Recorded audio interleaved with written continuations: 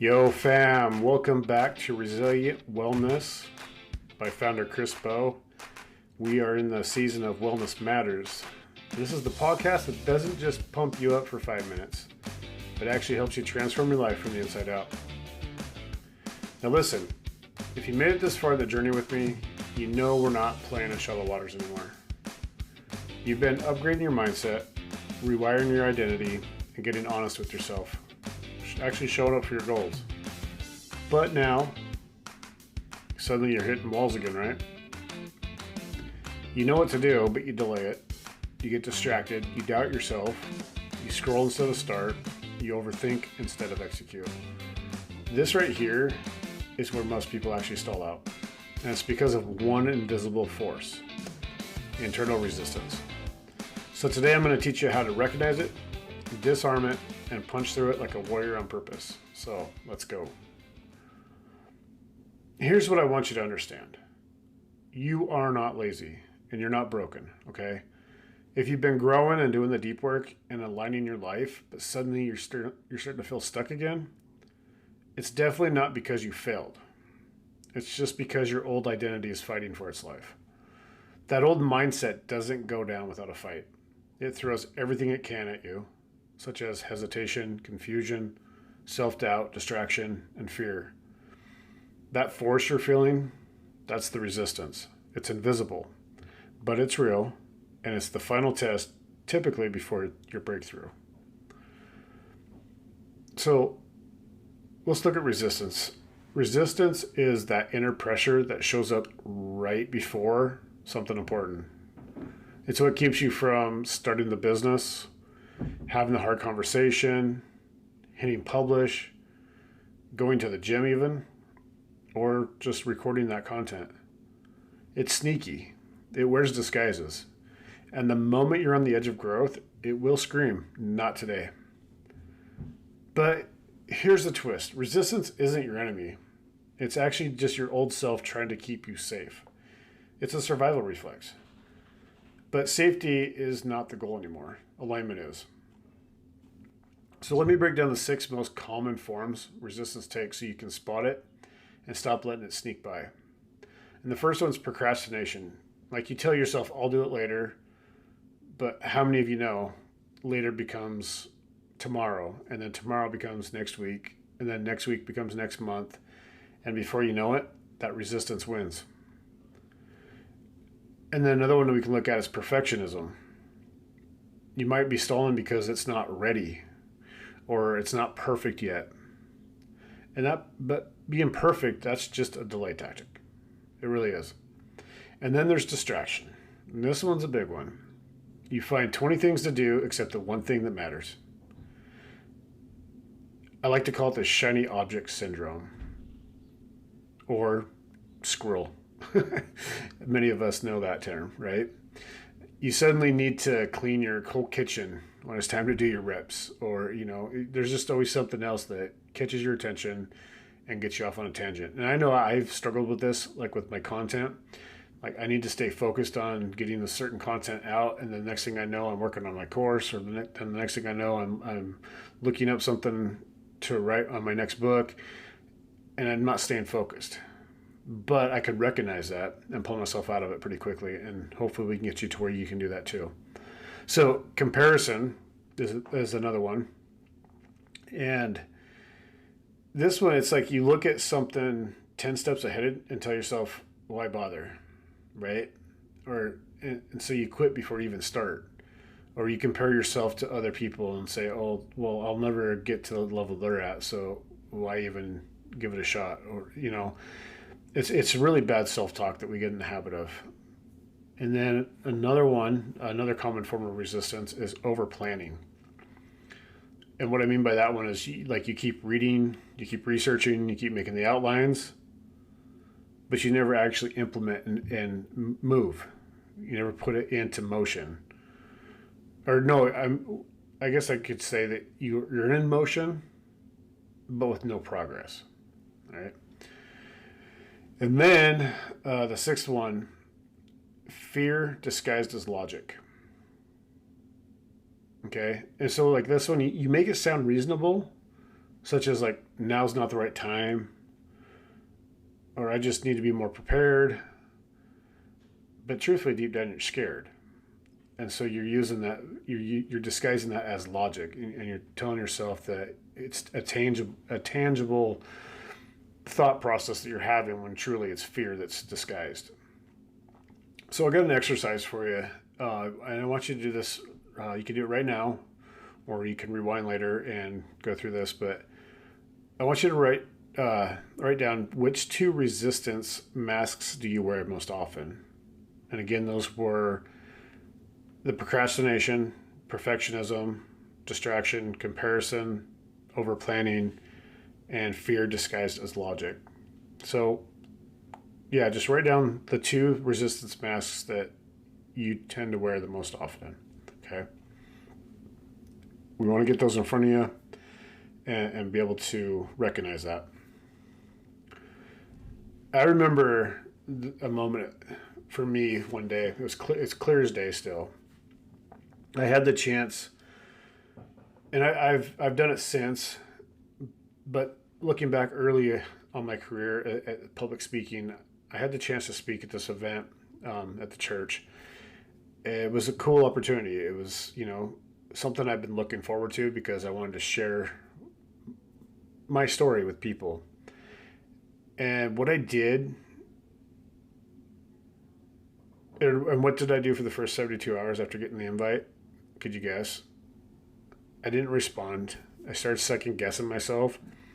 And I told myself, like, who am I to do this? Like, what if I'm terrible? What if nobody likes what I say? Or what if I bore people? Or what if I speak too fast? Or what if, And so I'll just wait and prepare more and get ready more, right? So that what was happening there was that was the resistance talking, like trying to keep me small, like trying to protect me from failure. But growth, I noticed, down the road, and even in that situation, I was able to get through that. But growth doesn't live in the safety zone. Growth lives in the yes. Growth lives in the putting your foot forward and saying, okay, I might be scared, but I'm going to do this. So with that, I did say yes.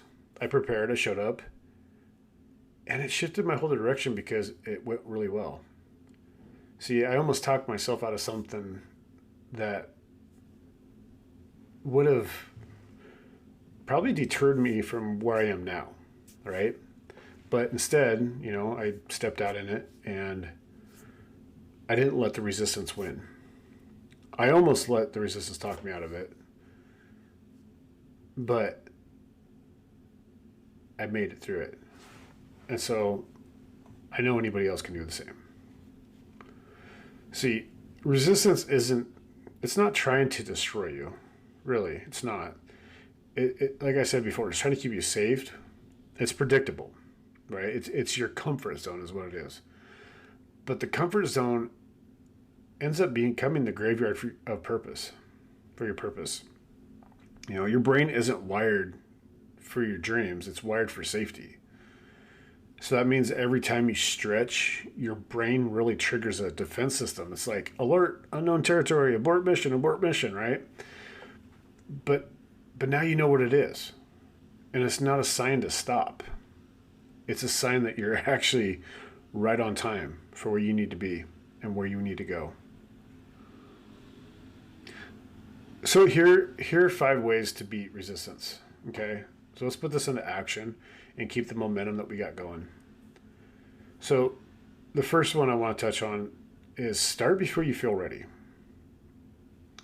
The feeling follows the action. So you take the first messy step, whatever that may be.